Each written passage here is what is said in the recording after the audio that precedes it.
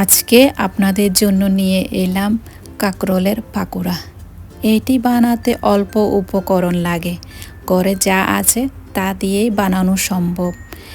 আসসালামু আলাইকুম everyone, welcome to Mehnus mom kitchen. এই পাকোড়াটি যেমন মচমচে তেমন খেতে অনেক সুস্বাদু। চলুন দেখি তৈরি করা যাক। এখানে আমি মিডিয়াম সাইজের 3টা কাকরোল নিয়েছি। কাকরোলটাকে আমি ধুয়ে পরিষ্কার করে নিয়েছি। ভালোভাবে ধুয়ে নিতে হবে, কাকরোলের উপর ময়লা থাকে। এবার আমি পাতলা পাতলা করে স্লাইস করে কেটে নিব। দেখুন আমি পাতলা করে কেটে নিয়েছি। এবার একটি মিক্সিং বোলে আমি কাকরোলগুলো নিয়ে নিব।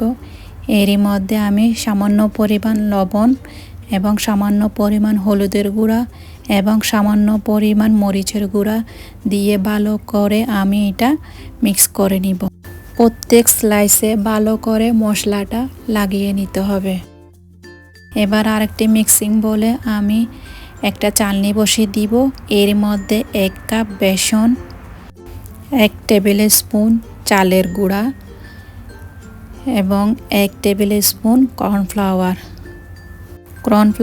আর চালের গুঁড়া দিলে পাকোড়াটি ক্রিস্পি হয়। এর মধ্যে দিয়ে দিব 1 teaspoon baking powder, baking soda না বেকিং পাউডার দিয়ে ভালো করে বেসনটি চেলে নিব যেন কোনো গুটলি না থাকে। এবার আমি এর মধ্যে 1/4 টিস্পুন আজওয়াইন একটু হাতের তালুতে নিয়ে এমনভাবে একটু ক্রাশ করে দিব। ক্রাশ করলে কি হয়, এটার স্মেলটা ভালো আসে। এর মধ্যে আমি 1/2 টিস্পুন লবণ, 1/2 টিস্পুন হলুদ গুঁড়া, 1/2 টিস্পুন মরিচের গুঁড়া এবং 1 পিঞ্চ একটু করে হলুদ রং দিয়ে দিব কালারটা আসার জন্য। এবার আমি নেড়ে এর মধ্যে 3/4 কাপ, 1 কাপের চেয়ে একটু কম আমি পানি ইউজ করেছি। এর মধ্যে একটি উইক্সের সাহায্যে এমনভাবে ফেটতে হবে যেন ব্যাটারটি একটু ফ্লাফি হয়। ভালোভাবে ফেটার পর দেখুন আমার এখানে পানি লেগেছে 1 কাপের চেয়েও একটু কম। এর মধ্যে আমি 2 টেবিল স্পুন ধনেপাতা দিয়ে দিব কুচি করে। এটি ফ্রেশ ধনেপাতাটা দিয়ে ভালো করে আবার ফেটে নিব কয়েক মিনিট।